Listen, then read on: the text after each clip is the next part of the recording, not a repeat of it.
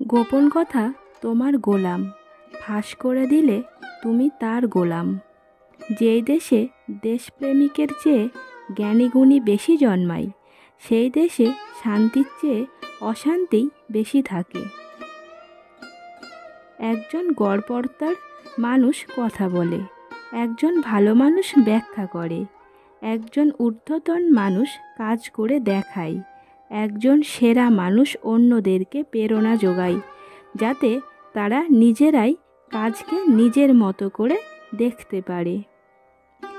জন্মদিনের উৎসব পালন করাটা বোকামি।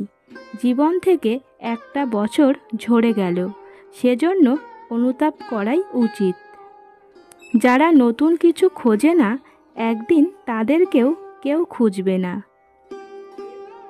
কান্নায় অত্যন্ত সুখ আছে, তাই তো কাঁদতে এত ভালোবাসি। জ্ঞানীকে চেনা যায় নীরবতা থেকে, আর মূর্খকে তার বক্তব্য থেকে।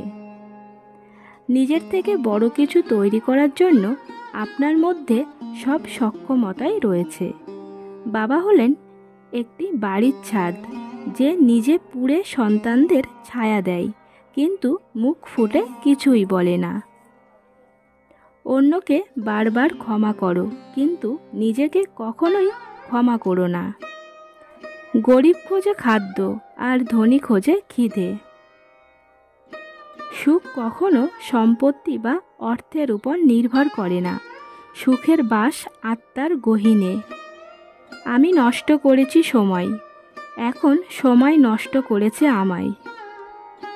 চিন্তা করো বেশি, বলো কম, লেখো তার চেয়েও কম। ছোট্ট একটা বিষয় নিয়ে ভালোভাবে জানতে আপনাকে অবশ্যই বিস্তর পড়াশোনা করতে হবে। মা হলো স্নেহের ভাণ্ডার, যা কখনো নিঃশেষ হয় না।